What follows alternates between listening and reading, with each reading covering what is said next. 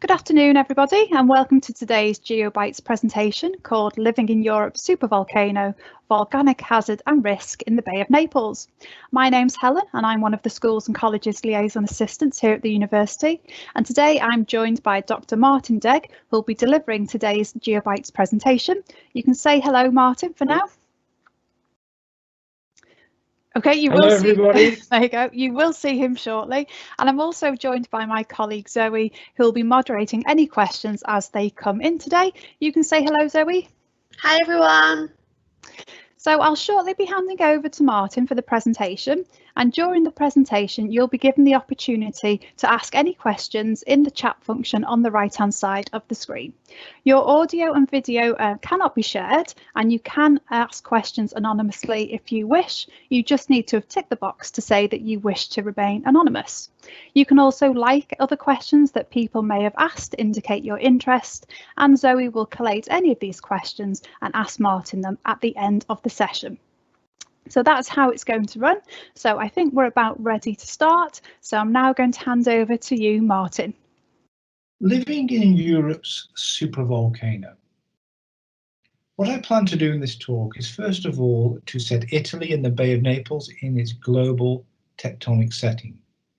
Then I'll say a little bit about the history of the city, and in particular explore its relationship to two volcanic centres, one of which I suspect is relatively familiar to you, that's Mount Vesuvius, and the second one possibly less familiar, the Campi Flegrei. And then I'll finish off by saying a little bit about the emergency planning for this part of Italy. So in terms of plate tectonic setting, Italy is situated within the Alpine Himalayan collision zone. This is a belt of seismotectonic activity that extends from the Azores in the middle of the Atlantic, through the Mediterranean, across into the Middle East, then down into South and Southeast Asia. It accounts for roughly 22–23% of global seismic energy release, and it's associated mainly with continental collision, and therefore primarily with earthquake activity. There's one section of this zone where we see small sections of oceanic crust being subducted beneath continental crust, and that's in the Mediterranean region, where the North African plate, the northern parts of that are essentially oceanic crust, and that's being pushed down beneath the southern margins of Eurasia as the African plate pushes to the north. And it's this subduction process that means that we also see volcanic activity in this part of our tectonic zone. And that's essentially what we see here in this diagram, where we zoom in now on Italy. And if you look in the diagram on the right hand side, you see the northern margins of the African plate, oceanic crust being pushed down beneath the southern part of the boot of Italy. And as that oceanic crust is subducted, it's reworked, and it's that reworking that produces the magma that feeds the volcanic centres of southern Italy, with names, some of which will be familiar to you, such as Etna and Vesuvius, and others perhaps that will be less familiar. So let's now zoom in on Campi Flegrei, Vesuvius and the Bay of Naples, and a satellite image which shows the relationship of the city to these two volcanic centres. In terms of the history, Naples was actually founded by the ancient Greeks. The Greeks were here long before the Romans, and the name Naples derives from the Greek Neapolis, meaning new city. And the Greeks were fascinated by this part of the world, partly by Vesuvius, but in particular by the Campi Flegrei, which are in the bay to the west of the city. And what you see there in the large dashed circle is an area that was once a volcano, a much larger volcano than Vesuvius, that destroyed itself in a massive eruption about 35,000 years ago. And so what we're left with is the remnants of that volcano and what we call a caldera, that are the remains of a supervolcanic eruption. Okay, onto a map now, which sort of shows that same area, but gives a little bit of detail and some names. And what you see straight away, if you compare Vesuvius and the Campi Flegrei, is that volcanically, Vesuvius is a relatively simple volcanic structure, a composite cone, whereas the Campi Flegrei is a more complex volcanic structure. What you also see on the slide here is, or get some sense of, is the way in which Naples has grown as a city, particularly since the Second World War. If you look at the hash shading on the diagram there, you can see how it has grown and expanded to the east and the west, and that's brought it into much greater proximity with both our volcanic centres. In terms of places that we'll be visiting in the talk, I'll be saying a little bit about Portici and Herculano, both the Roman town and the modern day city. Pompeii, you can see there in the south east corner of the map. And then looking to the other side of the bay, we'll be popping over to Podzolia and that part of the Campi Flegrei later on in the talk. Okay, the next picture is taken from Naples, from that dark shaded area, looking directly towards Vesuvius. And I'm showing it to give you a sense of expansion of the city since the Second World War up onto the flanks of the volcano. So looking now to Vesuvius from Naples, and this is what you see, and hopefully you've got a sense of that expansion of the city spreading up the lower flanks of the volcano. Much of that area, as we'll see later on, around the lower flanks of the volcano was not developed at the end of the Second World War. What you also hopefully get some sense of is the relationship of Vesuvius, which is the cone to the right-hand side there with a cloud above it, the relationship of Vesuvius, which is the daughter volcano, to the mother volcano, which was Zomma. You can see the remains of the Zomma, the flank of Zomma, to the left of Vesuvius. And Zomma was a larger volcano, and that again destroyed itself many thousands of years ago, and Vesuvius has grown up in the remains of its mother volcano. And so the Italians often refer to this volcanic centre as Zomma Vesuvius because of the relationship between the two volcanoes, the older one and the present day manifestation of activity. Right, what we're going to do now is head round the bay to the right of this picture and look at Vesuvius from the bay, again to get a sense of development in relation to the volcano. And when we do that, particularly at night, we get a sense, again, of encroachment of the city onto the lower flanks of the volcano, areas that were not as heavily developed 50 years ago. And what you have in here is some of the most densely populated urban areas in Europe. So, for example, if we pop to Portici, this is Portici, within 5 or 6 kilometers here of the crater rim of Vesuvius, and very difficult to get a sense in this congested, chaotic, busy urban environment of the fact that the people are living on the edge, living on the flanks of one of the world's most deadly volcanoes. If we now head around the sort of lower flanks of the volcano to the town of Herculano, now we can see Vesuvius in the background. You'll see our students there doing the presentation, and behind the students, above their heads, you can see the modern day sort of ground level of the town of Herculano, and behind them, behind the chap with the grey hair, you might be able to see down into the excavation to what was the street level in Roman times. So let's now focus on Vesuvius and the types of activity associated with this famous volcano. And essentially Vesuvius is associated with 2 types of volcanic activity. The largest eruptions at Vesuvius are what we call Plinian eruptions. These are very explosive, high energy eruptions associated with the blasting of large amounts of debris high up into the stratosphere, 20-25 kilometers. And they're called Plinian eruptions because the first account we have an eruption of this type was produced by Pliny the Younger. And Pliny observed the 79 AD eruption of Vesuvius, and he observed this very distinctive cloud being produced from the volcano. And he compared that cloud to the sort of umbrella pine that you see in this part of the Mediterranean, towering up above the bay as Vesuvius produced one of these very explosive Plinian eruptions. And we know that Vesuvius has produced 6 of these eruptions in the last 25,000 years, with no particular regularity there to the spacing of the eruptions. The most recent one was 79 AD, the one that impacted on the Roman towns. And if you look at the amount of material involved, that was also the largest of the 6 there, 2.6 cubic kilometers of material deposited in that eruption.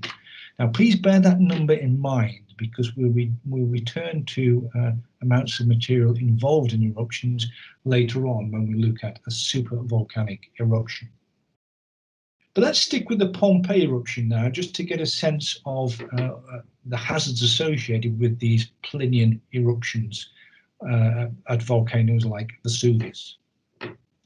And in the 79 AD eruption, our umbrella cloud was essentially displaced, blown to the southeast, because the wind was blowing from the northwest at the time of the eruption. We know that from the archaeological evidence, the geological evidence, and the Roman records.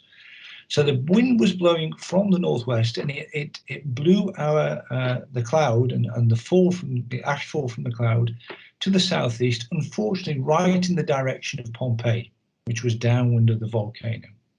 And so Pompeii experienced some of the highest levels of ashfall in this eruption, whereas the Roman town of Herculaneum, or Herculaneum as it's marked on the map, was actually closer to the volcano, but didn't experience such heavy ashfall because of the way in which the wind was impacting on the cloud. We know of the record of ashfall from Pompeii, partly from the archaeological evidence. This is actually taken in Pompeii, and what you can see under the cover there is the remains of a Roman villa. And the villa is infilled to the depth of about 2 meters by ashfall from the eruption in 79 AD. So presumably the roof had collapsed and the building had started to fill up with ash. What you might also just be able to see on top of the ashfall are body casts, human remains, casts of humans. And this is some of the archaeological evidence that's come from Pompeii that tells us that people were alive in the city, moving around through the eruption. It must have been a horrific experience. Maybe they'd returned to the city in a hiatus in the ashfall, and then they were subsequently killed in the final phases of the eruption by hazards that we'll explore in a minute. Which brings us to this. About 18 hours into the eruption, the energy of the eruption started to wane, and at that point our umbrella cloud started to become less stable and started to collapse in on itself. And as it did so, it produced these terrifying volcanic hazards called pyroclastic flows, traveling down the sides of the volcano at tremendous speeds, carrying huge amounts of material that's incandescently hot, and essentially probably the most fearsome of volcanic hazards. Nothing stops them, nothing really can resist them. And as our umbrella cloud started to collapse in the eruption of 79 AD, it produced a total of 6 pyroclastic flows, which got gradually bigger as the eruption came to a conclusion. The first 4 of the pyroclastic flows headed down the southwest side of the volcano, directly towards Herculaneum, as marked on the map. So you remember I said that it fared very well in the early stages of the eruption with the ashfall, but then it was dealt devastating blows by the pyroclastic flows, which impacted directly on the town. And you get some sense of the amount of material that was carried in these flows from the picture on the right-hand side. What you see here is the Roman town of Herculaneum, or Herculano, in particular the seafront, because it was a smaller town than Pompeii, and it was situated on the coast. So the scaffolding is along the Roman sea wall, and then the mossy area beyond that is essentially what would have been the Roman beach. and you can see the amount of material that was deposited on top of the town by these 4 pyroclastic flows that impacted on Herculaneum. And then you can hopefully see the present day ground level with the trees and then a 2-story building on top of it. So totally catastrophic flows that entombed the town and obviously killed anybody who was still alive in the town. Again, some sense of the burial there, where you can see figures on top looking down into the excavation. And the story of Herculaneum was that for many years, very little evidence of human remains had been found in Herculaneum. So the assumption was that essentially the locals had managed to escape because they were on the seafront. And then in the 1990s, the archaeologists decided to excavate along the seafront of the Roman town, in particular the boathouses.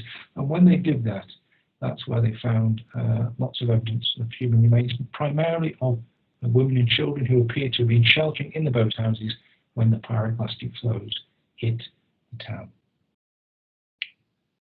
And so the human remains from Pompeii and Herculaneum are quite different. Pompeii is famous for its casts because essentially people were suffocated by the ashfall and their bodies were buried in ash, and then subsequently we've been able to take plaster casts of the cavities left where the bodies were.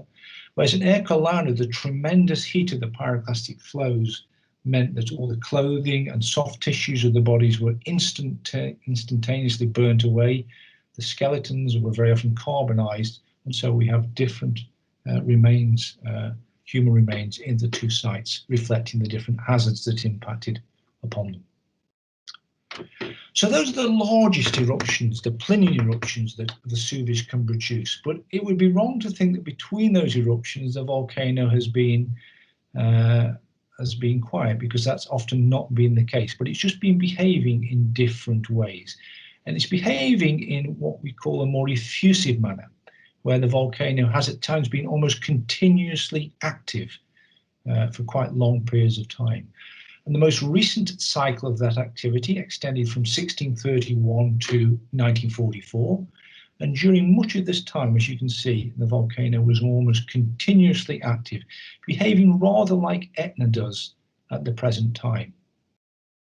And essentially what we had then was more minor explosive activity at the crater, and an activity that was associated more with the production of lava both at the main cone but also on the flanks of the volcano.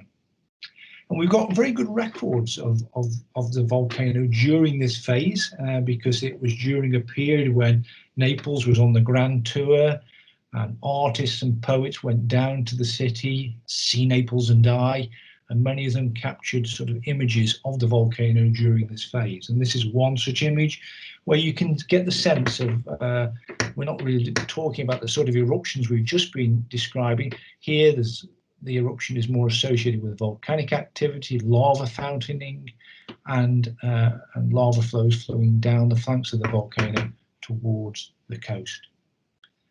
This most recent effusive phase of Vesuvius came to a conclusion in 1944, again with relatively minor explosive activity. We've got a photograph of it there, so that's quite minor compared to the Plinian eruptions we were talking about. I've also put the slide on because it's taken from a similar position to the earlier photograph I showed you, taken from the city centre, and hopefully you can see now just how relatively sparsely populated the flanks of the volcano were at the end of the Second World War compared to the present day. And of course that encroachment onto the volcano has only served to increase the risk presented by Vesuvius when it becomes active again. Okay, so that's a little bit about Vesuvius. Let's now turn our attention to the other side of the Bay of Naples and to the Campi Flegrei. And what we're essentially dealing with here is a supervolcano, How do we know that? Well, partly it's what we see, that the sort of structures that are present in the area today, but it's also the materials that this volcano produced. We know that it essentially blew itself apart about 35,000 years ago. And we know that because of the deposits that it left that mantled the Campaignian Plane. Now, the Campaignian Plane is a plain of about 20,000 square kilometers. You can see Naples there on the slide. You can see Vesuvius, you can see the Campi Flegrei, or flagrant fields, which means burning fields, by the way. And hopefully you've got that sense of a large, extensive plain. It's one of Italy's most fertile areas, 20,000 square kilometers, and it's mantled with material that was produced by this huge eruption in the Campi Flegrei about 35,000 years ago. In some places, the deposits are 60 meters deep. And from that, we can work out the sorts of volumes of material that were involved in this eruption. And when volcanologists do that, they reach the conclusion that essentially this eruption produced over 300 cubic kilometers of material. Now that puts it into the super eruption category. Again, think about the volumes involved here. We were talking about the Plinian eruption, 79 AD of Pompeii, 2.6 cubic kilometers. This is 300 cubic kilometers. Some of you may remember the Mount St. Helens, Washington eruption in 1980. If you're not aware of that, there's some good footage on the YouTube to look at. But again, dramatic though it was, just 1 cubic kilometer of magma involved compared to 300 in our super eruption in the Campi Flegrei. And essentially, when you get an eruption of this size, first of all, it often completely obliterates the cone of the volcano. That's destroyed. But secondly, so much material is ejected from the magma chamber that you're left with a void, and then the crust collapses into that to create a saucepan type structure, or what we call a caldera. And that's essentially what we've got in the Campi Flegrei. You see Naples there to the right of the picture. You might just be able to pick out the structure of the caldera going around, about 15 kilometers across. So you've got the outer sort of circle there. And then where it says Bay of Naples, that's a part of the caldera floor that collapsed in a second major eruption about 12,000 years ago, that caused that part of the caldera floor to collapse below sea level. And then within the caldera, a whole series of more minor volcanic structures that have been produced since then, with that activity increasingly becoming focused on the central part of the caldera, particularly on the town of Podzolia and Monte Nuovo, which is the volcanic structure that lies to, as you look at the picture, to the left of the Pier Pozzuoli. You might be able to see that small volcano. And that's a completely new volcano produced on the European landmass in an eruption in 1538. And we have an image of that eruption. And the story of the Monte Nuovo eruption is that for about 4 decades prior to this eruption, the fisher people of Pozzuoli, it was just a village at the time, had noticed that the land was rising, or the sea was getting shallower. Well, the sea wasn't getting shallow. What was happening was the land was rising out of the sea, causing it to look as though the sea was getting shallower. And the land was rising because beneath Pozzuoli there's a magma chamber about 2 kilometers below the town, and it was slowly filling with magma, causing the crust to push upwards. And as a consequence, the sea was getting shallower for the fishermen and their boats in the harbour. And then about a decade before the eruption, they started to experience quite intense earthquake activity, almost continuous activity, not big earthquakes, but quite intense, lasting many months. And then eventually, 1538, things came to a head, and fissures appeared in a cornfield on the bay of opposite Pozzuoli, and those fissures allowed magma to escape from the magma chamber to the surface, and Monte Nuovo, a brand new volcano, was created on the shore of the bay there over a 3-day period in 1538. So activity in recent centuries has been focused more and more on the central part of the caldera. And I mention that story because in the last sort of 30, 40 years, it's sort of captured the imagination because similar sorts of things have been happening in Podzolia. That's the town today on the coast, obviously much bigger than it was in 1538. What you may be able to see across the bay there is part of the caldera wall sweeping round. Remember, part of the floor of the caldera sank below sea level, but you've got the caldera wall there. And the town has been experiencing some interesting phenomena. In the 1960s, a railwayman was walking along the line from Naples to Podzolia, just checking it out, and he came across a step in the railway track. Something had caused part of it to uplift. And that heralded the start of the most recent phase of uplift of Podzolia. And the town was gradually uplifted in the 1960s and 1970s. And then it started to experience swarms of seismic activity that got particularly intense in the 70s and early 1980s. And it became so intense and the uplift became so pronounced that the authorities became convinced that what the town was experiencing was precursors similar to those that had been observed prior to the 1538 eruption that created Monte Nuovo. And so eventually the town was evacuated because the authorities were so convinced that a similar thing was about to happen. And then it all quietened down. If you go to the town today, and it's a fascinating place to visit, you can still see evidence of uplift because the town is still today 2 meters higher above sea level than it was in the 1960s. And you get some sense of that from our students here, who are quite tall lads. And on to the left of them, you can see current sea level, and you can see the harbour side there with the car parked on it. With the red line, I've indicated where the harbour side was in the 1960s. And they've had to construct the steps and adjust things to account for that uplift in the quayside. So if you want to see tectonic activity operating on a human timescale, tectonic uplift, the Bay of Naples is a great place to go to see this in real time. So the place is still uplifted. It's relatively quiet at the moment, but the magma chamber beneath Podzolia has got more magma in it than it had in the 1940s and 50s.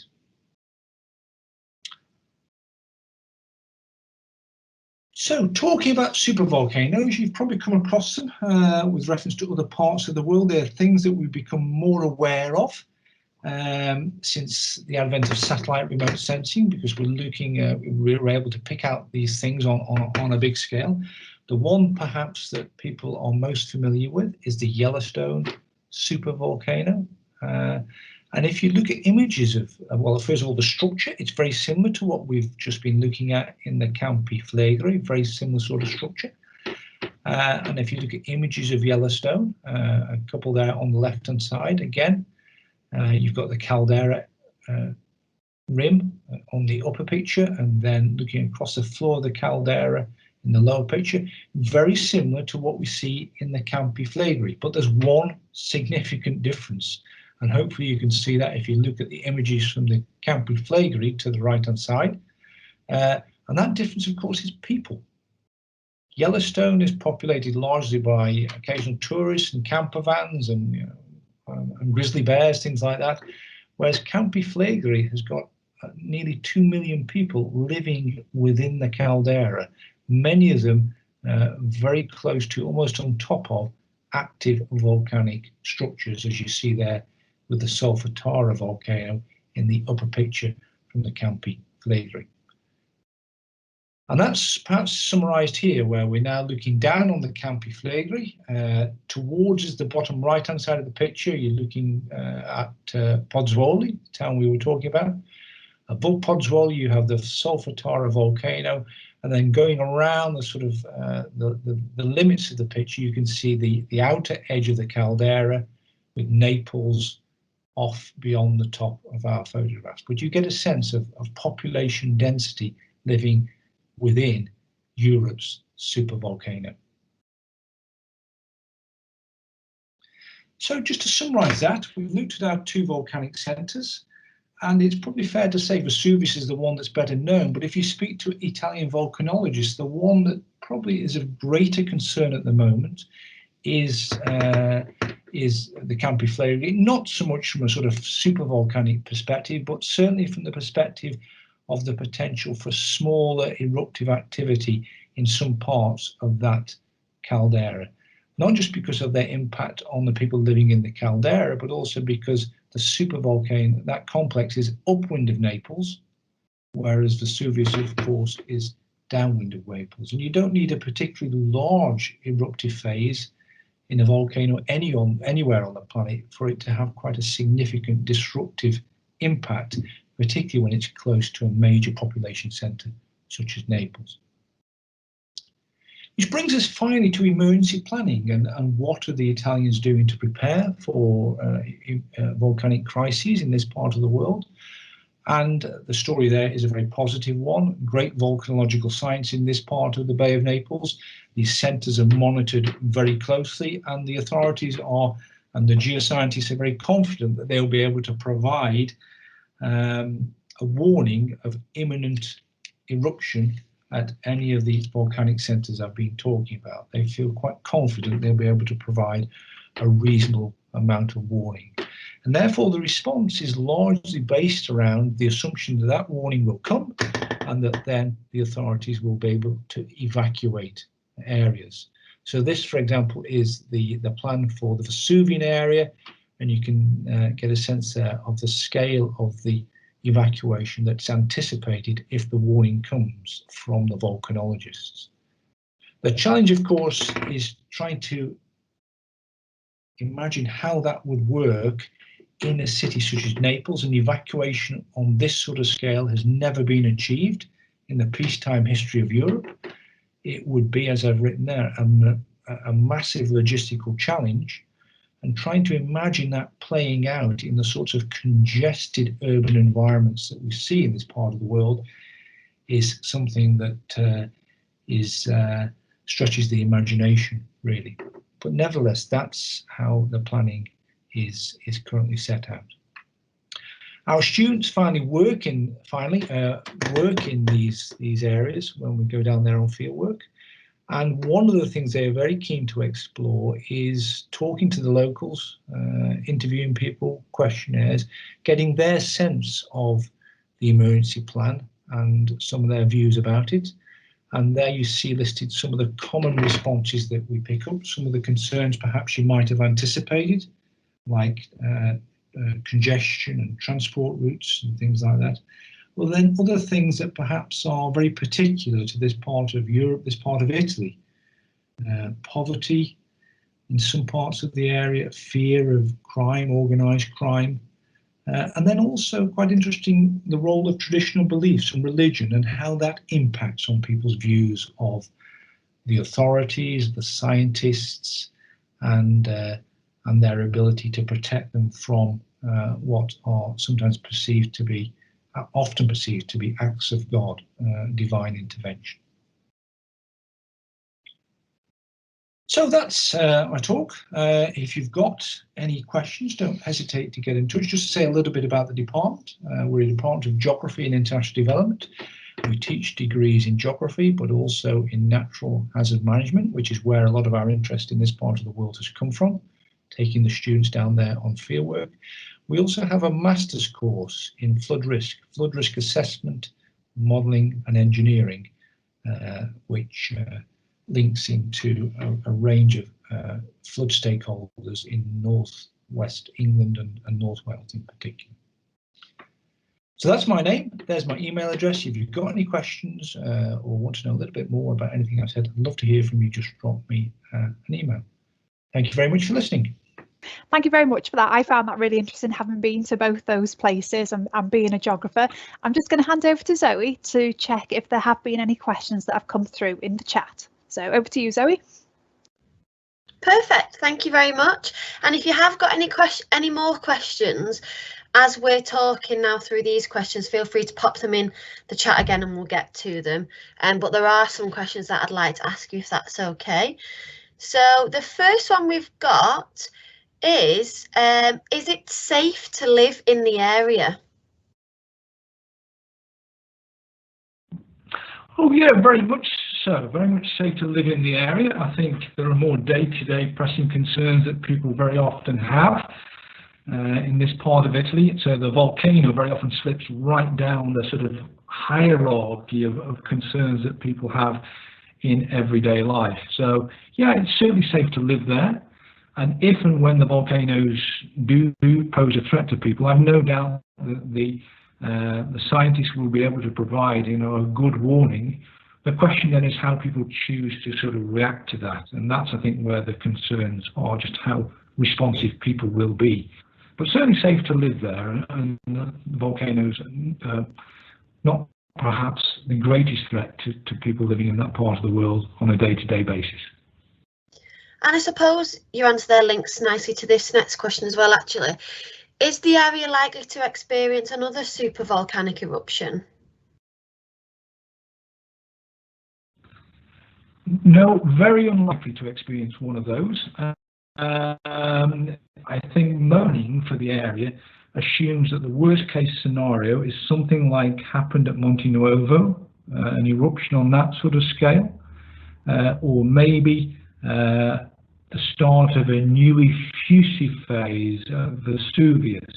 So it's unlikely there'll be, but there could be what's called a subplinian eruption, a more minor eruption that cleared the vent and start a new phase of activity. But any of those things can cause significant disruption. If you stop to think about the disruption caused by that Icelandic volcano about 10 years to international travel and business and commerce and tourism, and that was a relatively small eruption in the middle of the Atlantic, a long way away from anywhere. So even just minor activity at any of these centres could have a really disruptive impact on the Nestle and the broader. Okay, thank you very much. We have actually had some questions through about the course itself, but just one more before I get to those. Have the recent archaeological excavations at Pompeii shed any new light on the eruption of 79 AD? Yeah, that's a really interesting question, because you might have seen in the news there's been quite a lot of excavation taking place in Pompeii over the last 5 years. People often assume it's all excavated, but quite a significant part of Pompeii is still under the ash. And they've been doing quite a lot of excavation. And one of the things that's come to light from that is the fact that we had the date of the eruption wrong, the wrong time of year. The year was right, 79 AD, but the translations from Pliny's accounts suggested that the eruption occurred in August. And that never fitted with the archaeology. An August date for the eruption didn't align to things like the remains of plants and crops that they found in Pompeii were autumnal, at the autumnal stage of production. The trees were producing fruit, and a lot of the villas in Pompeii and Herculaneum had got braziers, heaters in the villas, in the rooms. So it didn't square really. Why would people use in their villas at the height of summer in August? So the month was always something that people questioned. It didn't seem right. It didn't fit the archaeological evidence. And then last year, they found a date on a wall recently excavated in Pompeii, which proved conclusively that the eruption didn't occur in August. It occurred, I think, in November of 79 AD, October or November of 79 AD. Okay, thank you. Very interesting. This next question again will link nicely to what you were just saying then. So what do your students do on field work in the Naples area? Okay, that's interesting. Yeah, the students on the hazard program, essentially in the first and second year, the fieldwork is mainly UK orientated, because we look at hazards closer to home. Land instability, flooding inevitably, coastal management issues. In the final year, we go international, and that's when we do go down to the Bay of Naples. And the focus there on the fieldwork is, first of all, understanding the volcanic processes, the physical aspect of it, the physical geography, the geology, that side of things. But also, equally important, working with people, interviewing people, talking to people, to understand people's perception of the risk, and then about the emergency plan. because as I said, that's a key part of the sort of emergency management in this part of the world. Okie dokie, thank you very much. And I think the last one that's come through, unless anyone puts any more through just as you're answering this next one, is so for those who may be aspiring to do the natural hazard management course, are there any books that you would possibly suggest that they read to expand the knowledge before coming to university to study such a course? I think, just generally, I mean, first of all, obviously, assuming you're doing A-levels, or that might not necessarily be the case, any sort of standard geography A-level book has stuff on hazards. Don't forget, hazards is equally about the human side, the human geography of hazards, as it is about the physical. So, read about that. But also, there's a lot now in the press, in the media, particularly linked to climate change and the impact of climate change on hazardous processes. I can't pretend for 1 minute that our hazard students, may end up working on volcanoes when they graduate, but many of them end up working in things like flooding and coastal management challenges, where there are really good job opportunities in this country. I mean, some go and work on volcanoes, some end up doing research. One of our ex-students is in London now doing research on tsunami hazard. But there are also very good job opportunities linked to some of the hazardous challenges related to climate change in this country. Lovely. Yeah, I do actually have a friend who graduated from one of your courses about 4 or 5 years ago now. She's a flood risk management person. I don't actually know what her job title is, but she loves her job. And yeah, so I just thought I'd share that with you as well. Okie dokie. So as far as... Sorry, go on. I said good to know. Oh, yeah, exactly. So she might not be on volcanoes, but she still loves her job, so that's all good. As far as I can see, that is the last question that has come through, unless you've got any more there, Helen. I think that's it, isn't it? Yes, none from here. Perfect. Thank you very much, everyone. Okay, thanks, Zoe. And can I say thank you, Martin, for the presentation. It was really interesting. I hope everybody attending found it useful as well. Apologies again for the sound and the slight delay in the presentation, but hopefully, we got there in the end. If you have a look in the chat, there are links for the Natural Hazard Management course and geography, and there's also a link to the Geobites sessions and what else is coming up in March. There's also a link to our outreach page as well, so you can have a look at all the events and resources that we have there. So I think that's it. All that's left for me to say is thank you again, Martin. Thank you, Zoe, and thank you everybody for attending today. We hope you enjoyed it, and we look forward to seeing you at the next session. So thank you very much, everyone, and goodbye.